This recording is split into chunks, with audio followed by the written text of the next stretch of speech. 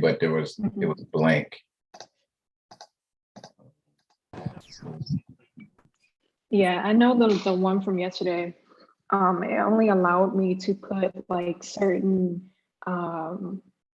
aspects as far as like, you know, value, quality, how the quality of the class, but it didn't allow me to write a full review like paragraph form.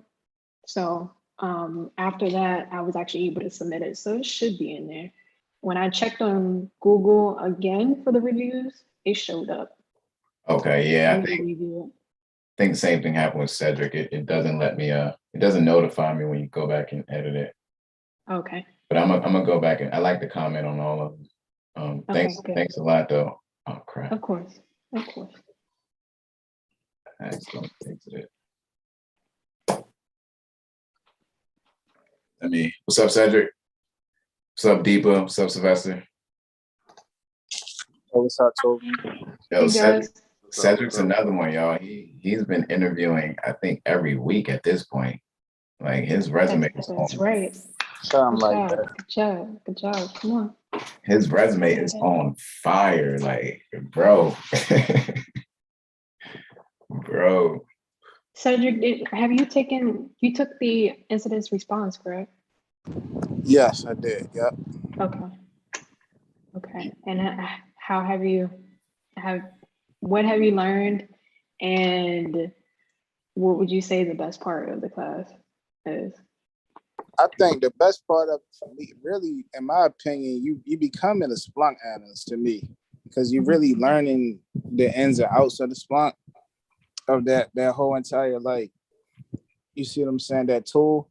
So it's an incident response course, but you learn it from the perspective of a Splunk analyst, if that makes any sense, because Splunk is a tool that you're using. But it's like Toby goes into good detail as far as the actual tool itself. It's not just about learning incident response. He teaches you the tool. And then from that, you learn how to use it or apply it to an actual incident. So it's like, I think that way, really you can become a Splunk analyst from the course itself. You know, if that makes any sense. It does. Yeah, it's a pretty dope course. Sorry, I'm trying to post all this stuff about Cyber Thursday. It's a pretty dope course. Like Cedric said, it's not just an incident response course. The main meat and potato is incident response, but you're learning how to use Splunk as an analyst and an engineer. Okay. Most times when you're taking Splunk courses, you're learning from one perspective, either an analyst or an engineer. In this course, you're learning how the data gets ingested. You're learning how to massage the data, which means make it effective. You're learning how to use Splunk, how to search for data, how to create dashboards, how to create alerts. It's pretty dope, pretty dope. And we have another person in here that took the class, Mr. Roundhouse. Mr. Roundhouse. He actually works with Deloitte. He's a SOC analyst there. It's funny. Nice. But today's about Courtney, y'all. It's not about you, Mr. Roundhouse. It is about Courtney. I'm gonna give a little brief introduction for her, and then I'm just gonna let her steal the spotlight. But Courtney is one of our students in class. I believe we are on week 7 this week. She's still in class. She accepted a job offer earlier this week. She's not Security Plus certified. I don't think she has any certifications, but I'm gonna give the floor to Courtney. Congratulations again.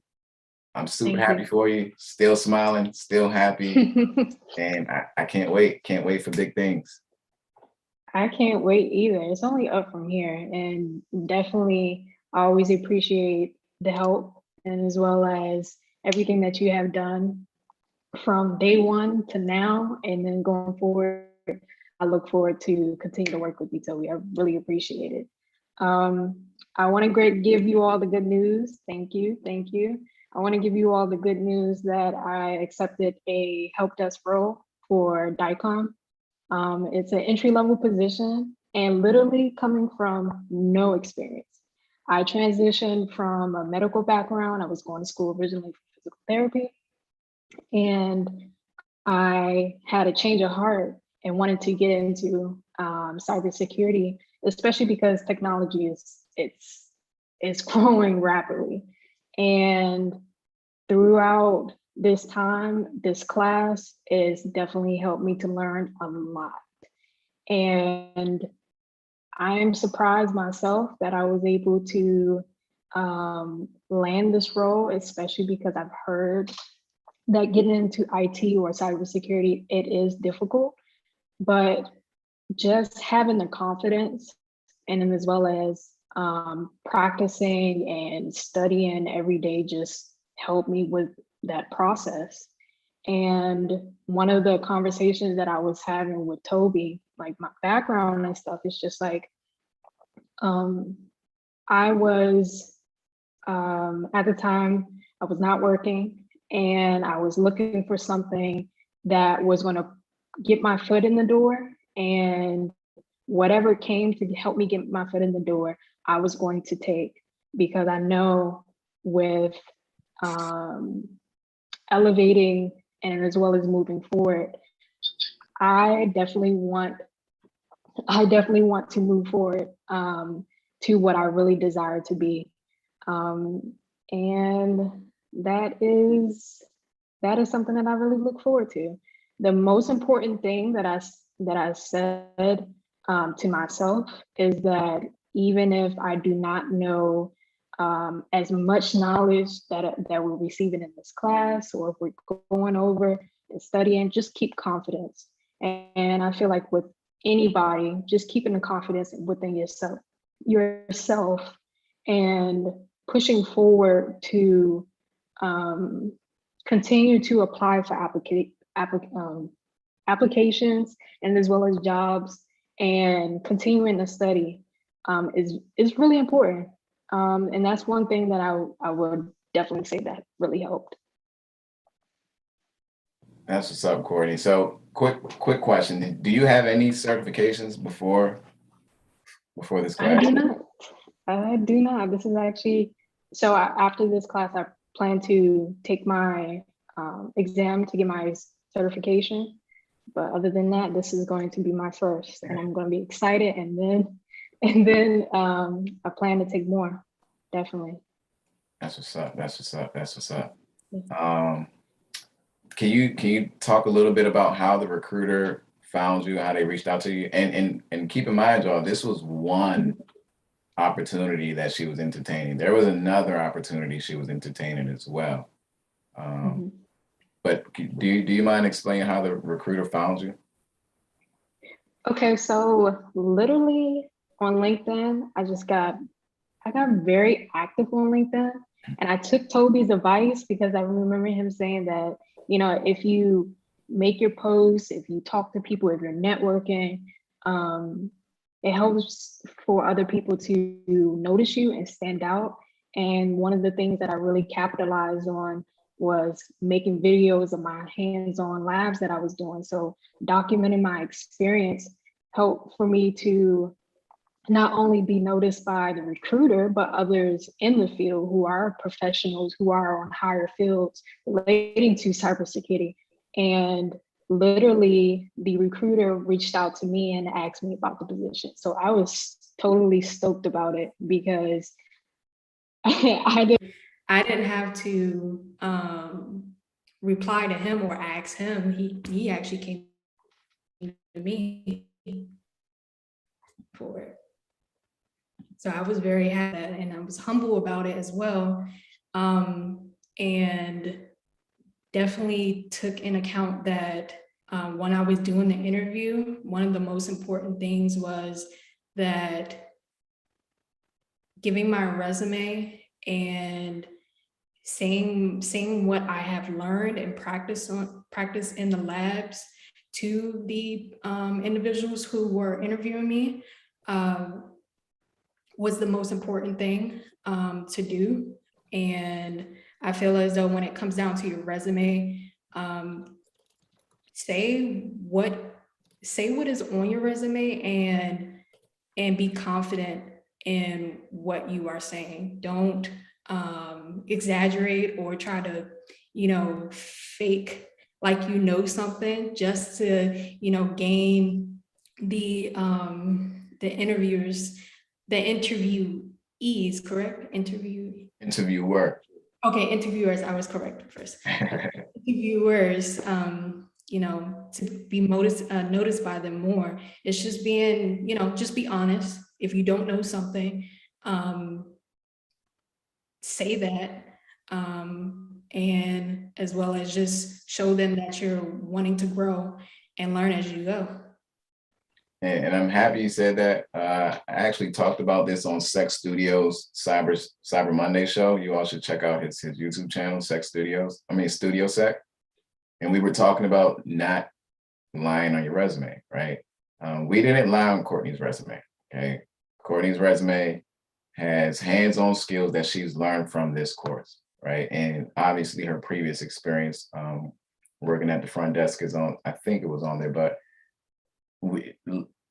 lying on your resume, it's people do it, but it's not something that we advise at O-Line Security. We always steer our students to not go that route because ultimately recruiters talk to each other, right? Recruiters talk to each other, they all know each other. And it's funny because Courtney was entertaining two different opportunities, but both of the recruiters knew each other. Both of the recruiters knew each other. And the second opportunity that she interviewed for told her like, hey, I see that you're in the pipeline with one of my colleagues.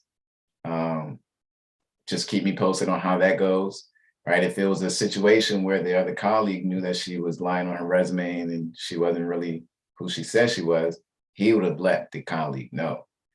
Okay, so that you can get, you know, blackballed and you don't want to, right? You don't want to be blackballed because everybody talks and they share information.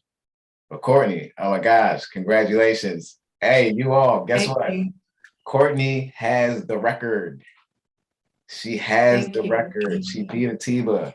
Goodness gracious. Hey, Zoe, she beat Atiba. Congratulations. Thank you. Thank you. Right. Thanks, Phil.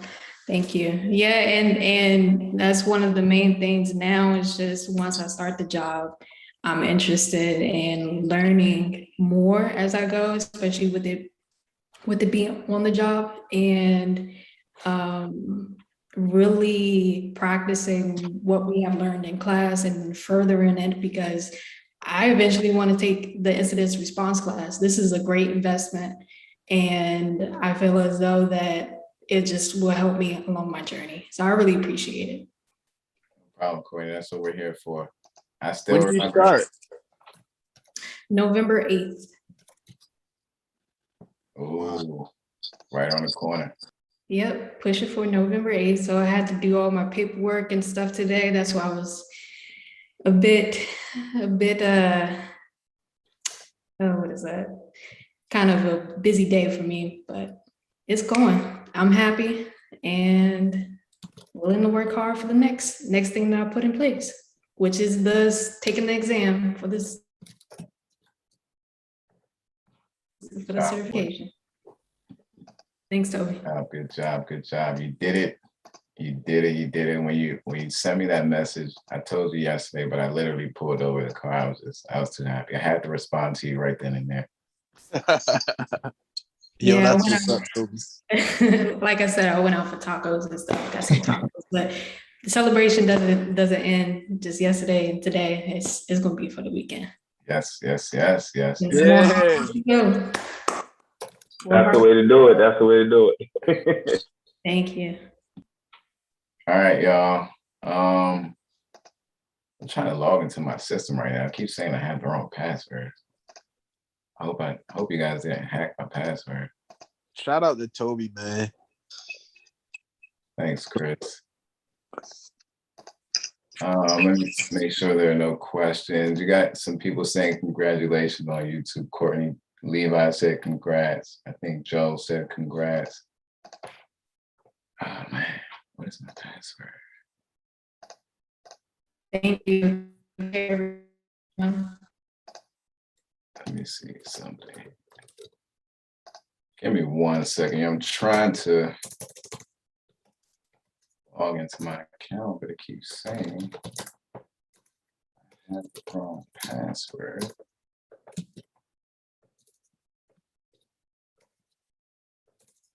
Spelling it wrong.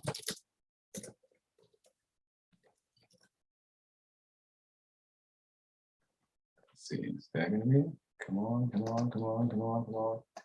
So today I want to show you all this web application. It's a vulnerable web application that I've been playing around with recently. Oh, here we go. I don't know why it does that. Here, let me share my screen. That'd probably help, right? I thought you all were looking at it this entire time. So it's this vulnerable web application called DVWA. It's a bunch of cool, different stuff on here that we can use, different attacks that we can practice if you want to get into pen testing, or you just want to practice different attacks. You want to see them hands-on, get used to it. DVWA is pretty dope. Okay, maybe one day I'll show you how to set it up, but there's this guy on YouTube. I can't remember his name right now, probably posted in here. He does a pretty good job with, you know, he has a lot of good walkthroughs on how to set it up and how to go through these attacks that I'm getting ready to show you. But first, let me go ahead and start the server up. And this is what we used yesterday, y'all, when we were doing the sea surfing and the cross-site scripting attacks. And I think the day before we did the command injection. So today I'm going to try and keep it short so you all can get some sleep and I can get some sleep too. I really want to get some sleep tonight. So I'm going to just do the password attacks, the brute force attacks. And like always, if you all have any questions while I'm going through this, just say something, okay? All right, don't yell at me, please. Just let me know. All right, so before we get into this, what's a brute force attack, y'all? Talk to me, talk to me, talk to me. You're like just trying a bunch of random passwords until you crack it. Yep. Bunch of random passwords. What's a good countermeasure to stop this?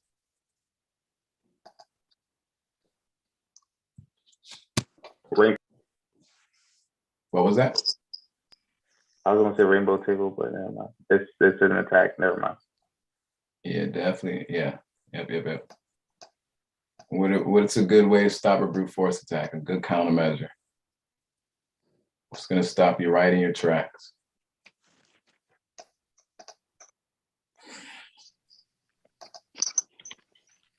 If I try to guess the wrong password 4 or 5 times, what could stop me? Lockout policy. Oh, it's a limit. Yeah, lockout policy. Right, an account lockout policy. All right, so we're going to go ahead and kick off a brute force attack right here. Let me make sure my password, I'm going to change the password just to make sure. Okay, cool. So there's an account here called admin. All right, there's an account called admin. That's the account I used to log in here. I'm going to just type in a random password that's obviously wrong. Okay, this password is wrong. So what I'm going to do is use a password cracker to try and brute force this password. Okay, and if you all do set up DVWA, right, I'm not doing this off the top of my head. I've done this before, so I know the instructions here. If you all set this up and you want to figure out what you're supposed to do, just click view help and it'll tell you everything you're going to do, right? I'm not really going to go over this stuff right here, but if you wanted to go in a step-by-step order and actually do this on your own, you can use the view help right here. Okay, so what I'm going to do is use a password cracker called WFuzz. Okay. Yeah, let me go over there first. I'm going to try not to use my cheat sheet.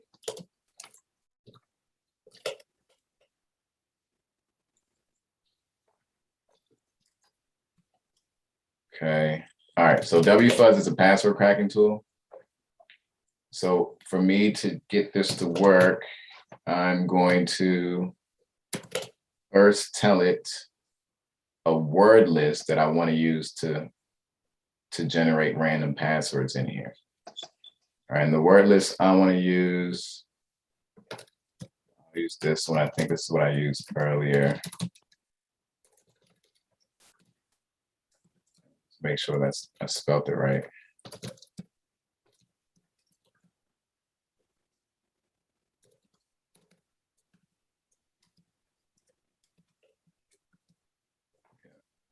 User share word list fast track.txt. Okay, so I'm going to use this word list against, I need my cookies to do this attack apparently. So I'm going to need the cookies from this website, this user session that I'm logged into right now.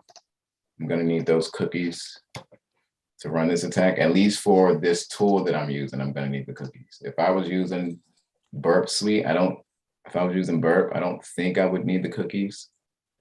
But because I'm not using Burp, I'm using WFuzz. I'm going to grab these cookies. Still in the cookie from the cookie jar.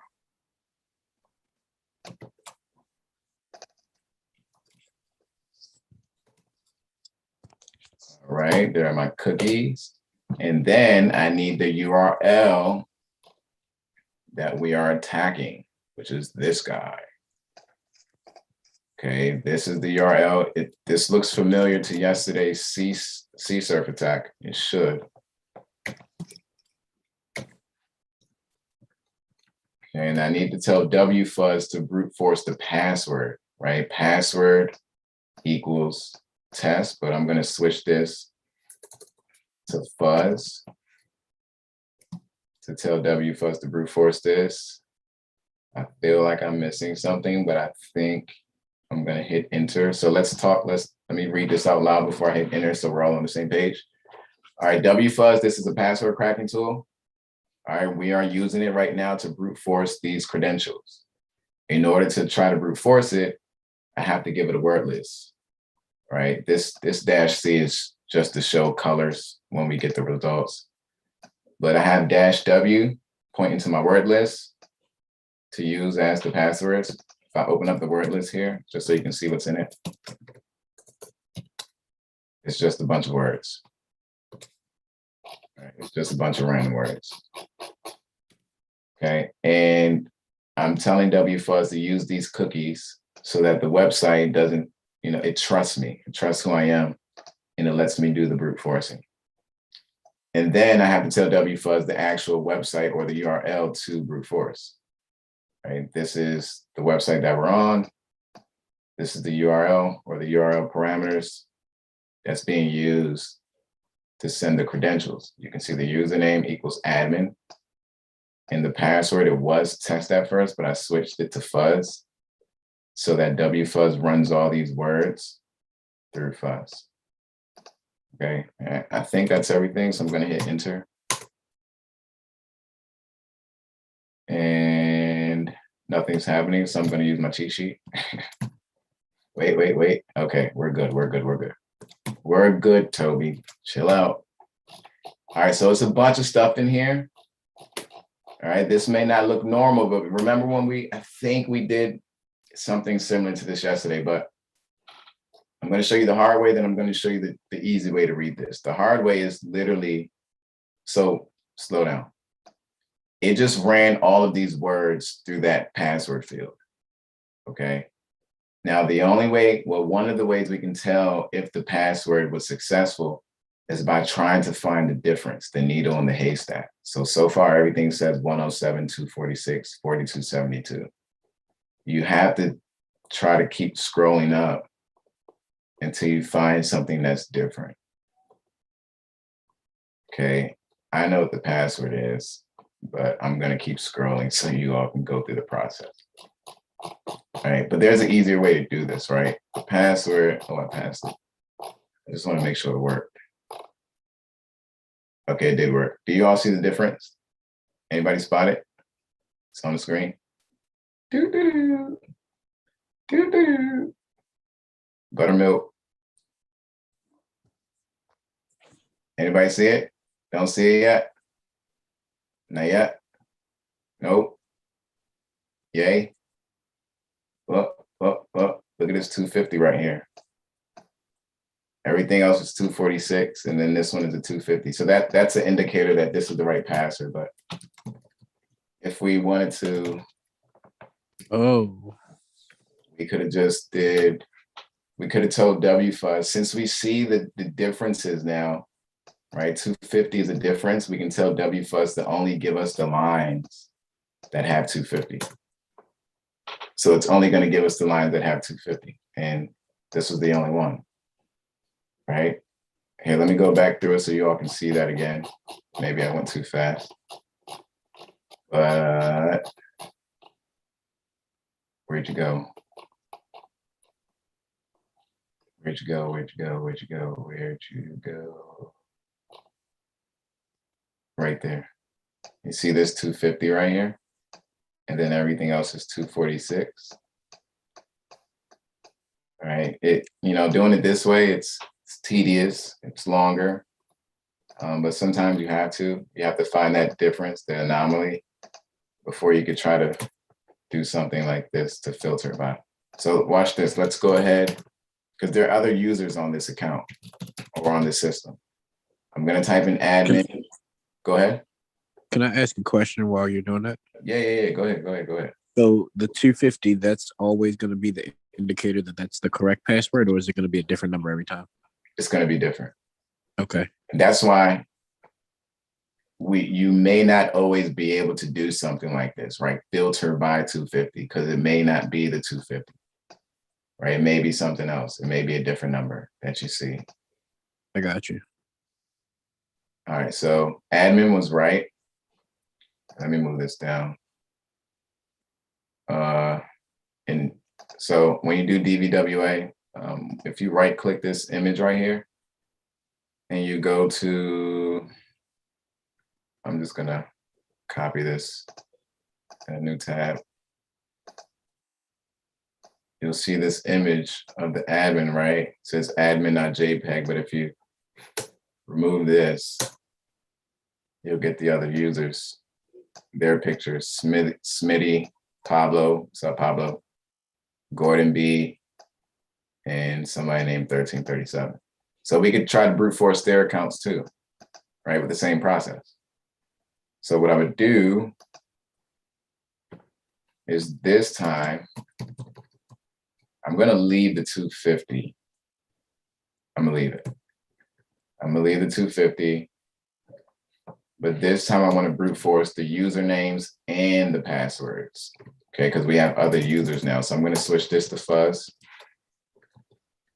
And I'm gonna put a 2 in between this fuzz. And the reason is it lets WFuzz knows that this is the first field to brute force, and this is the second field to brute force. Okay, but I have to do a -z file. I'm gonna make a file called users.txt in a second. And this is the -z file. This. So that's, do I already have one? Yeah. Toby, So is this terminal in Windows or is it in Linux? So I'm on Kali Linux right now. Okay, and how are you able? Oh, okay, never mind. Okay, I know this one. Never mind. Now, what's your question? What's up, man?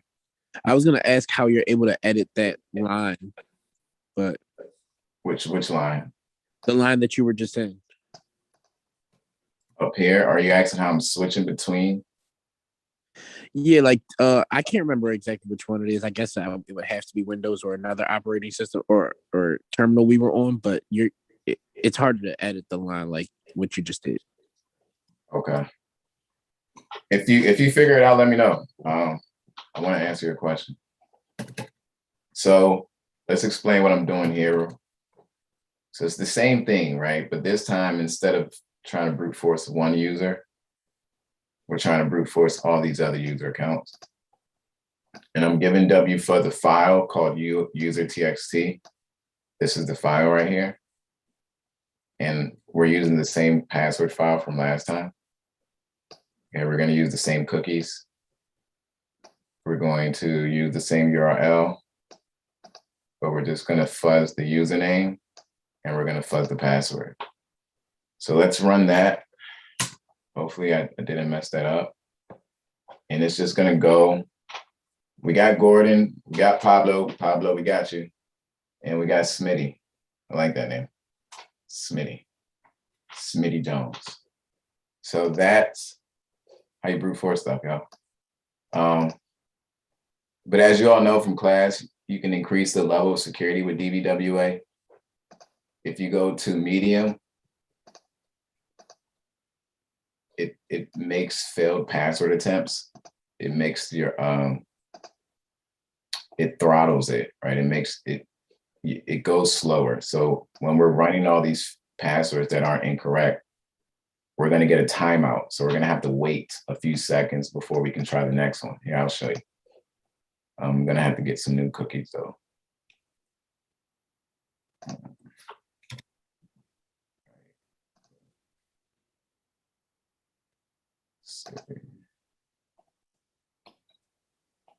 Because the cookies change, right?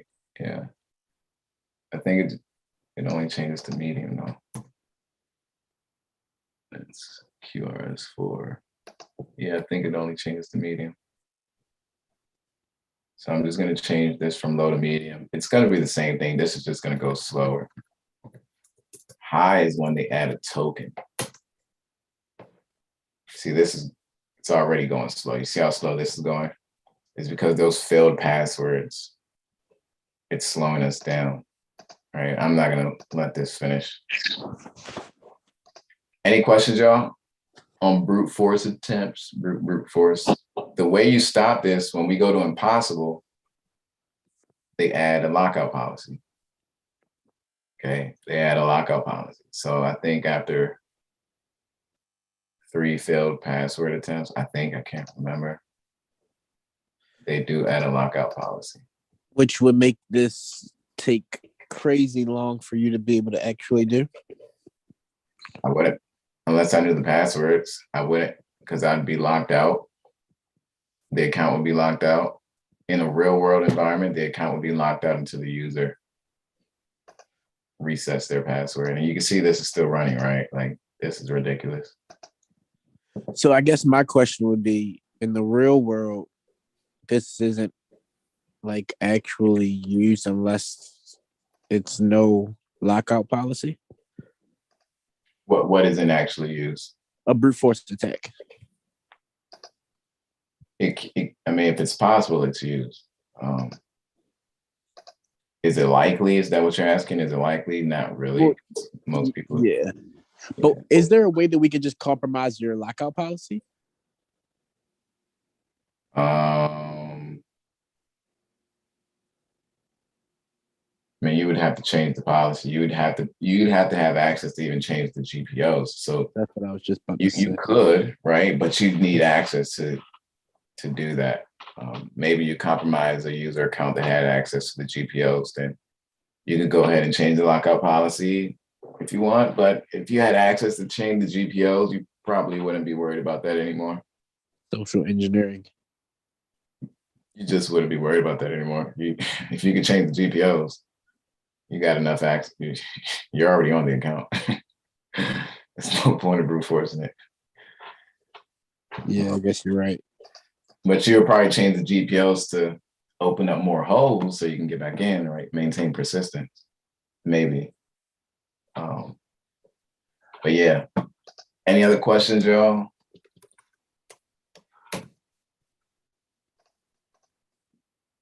See, with the, let's just go ahead and let me show you the high. The high is pretty cool.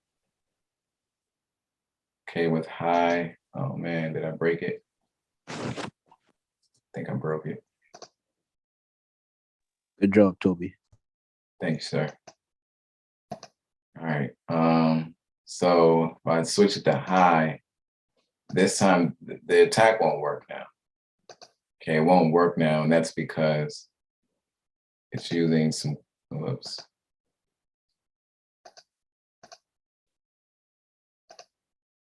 Okay. This toolbar is in my way and I can't grab what I'm looking for.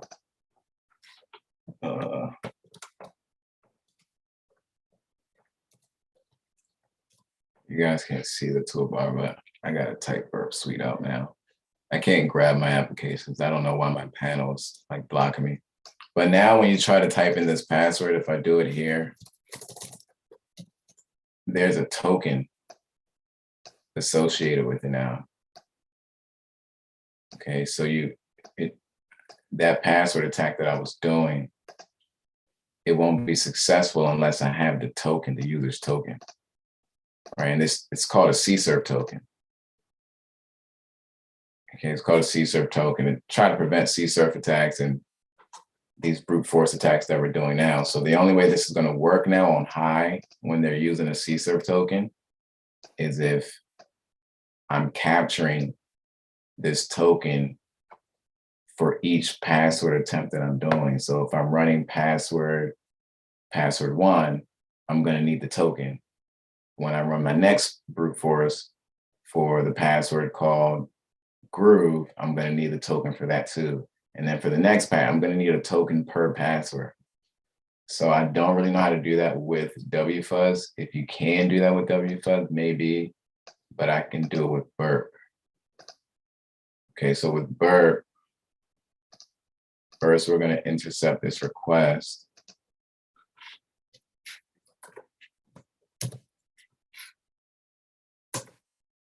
Okay, we have the request. You can see the user token is here.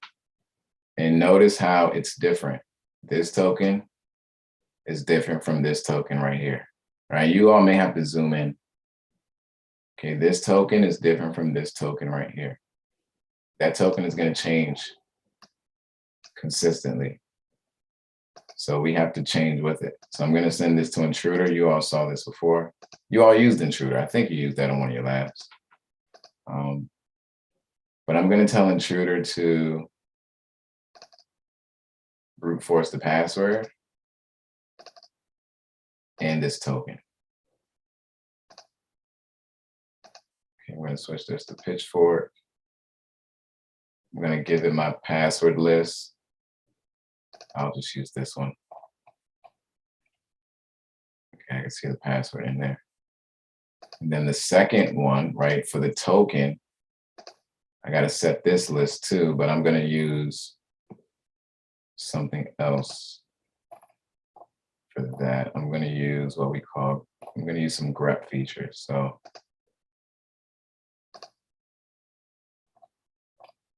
I'm going to tell it, I'm going to point to the token. I got to find it. So here's the token right here. It's a user token. Here's the value. So I'm telling Burp that, hey, I'm trying to brute force this token. This is how long it is. And this is where it starts in this response right here. This entire thing that I'm inside of right now is the response. All right, so I want you to find this token after the 3,116th character, which is where this starts. And it's only 32 characters long. So every time we get a response, I want you to grab that token and use it with these password attempts.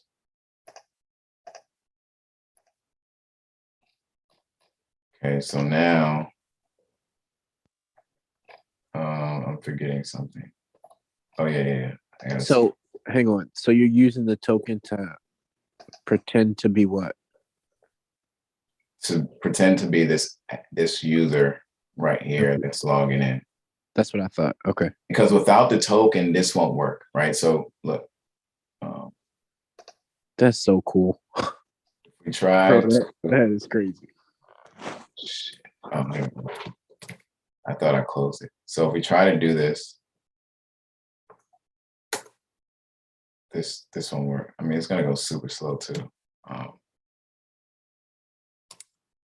But actually, this isn't even right? Because I'm using the wrong cookies. This won't work. I just want you to see it though.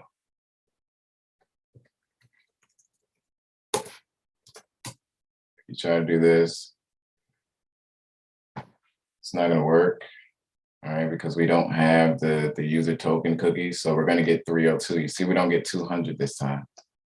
All right, it's getting 302 because it's getting redirected to a failed, incorrect login screen.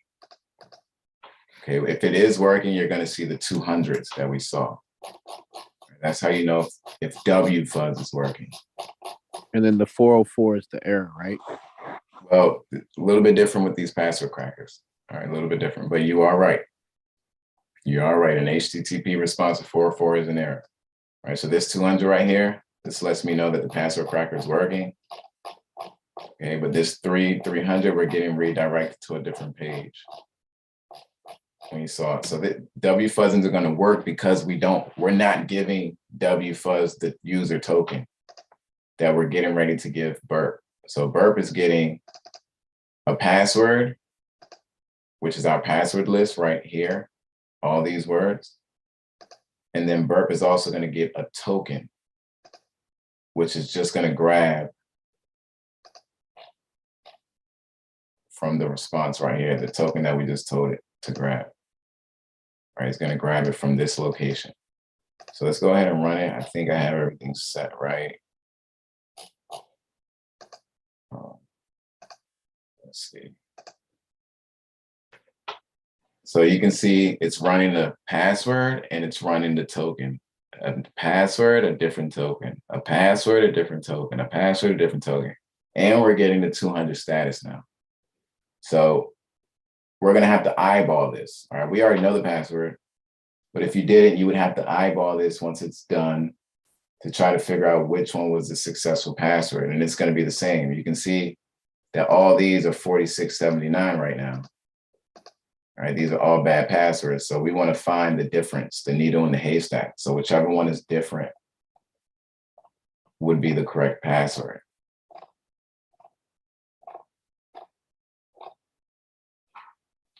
And then if I don't want to mess up burp.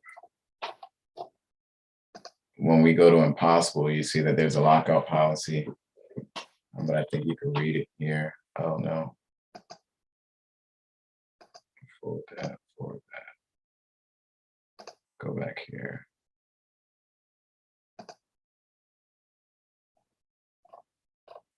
I don't see the password yet. But over here, impossible level, they tell you why it's impossible. They added a lockout feature. So if you have 5 bad logins within the last 15 minutes, the user is locked out. Okay, look, 4679, 4722. We gave it a token and a password, right? Burp is literally just doing this right here over and over and over and over and over with the password and token we give it, right? Or the token that it's extracting, right? From the response of the server. The server is responding back to you, right? And your token is going to be inside of that. Remember that token we talked about, token that maintains your session. That's the token that we're using here. Any questions, y'all? That was good timing. That was good time. Why did you need the cookies? I needed the cookies when I was using wfuzz. I needed the cookies when I was using wfuzz, just so this browser, this web application could trust who I was when I was running through the brews. I don't think I would have had to use the cookies if I was doing it on burp, because I would have just used intruder. I would have never told it about any cookies, but burp may have used those cookies during the process, right? That's probably automated with burp. But with other tools like wfuzz and Hydra, you do need the cookies. Hydra is another password cracking tool. Hydra's just, I like Hydra. I mean, I'm not gonna say I like Hydra. I don't like Hydra, but if I have to use it, I'll use it. It's just, it gets on my nerves sometimes. But the tokens, if that's what you're talking about right here, I need this token because if I don't supply the token, the web server won't trust me.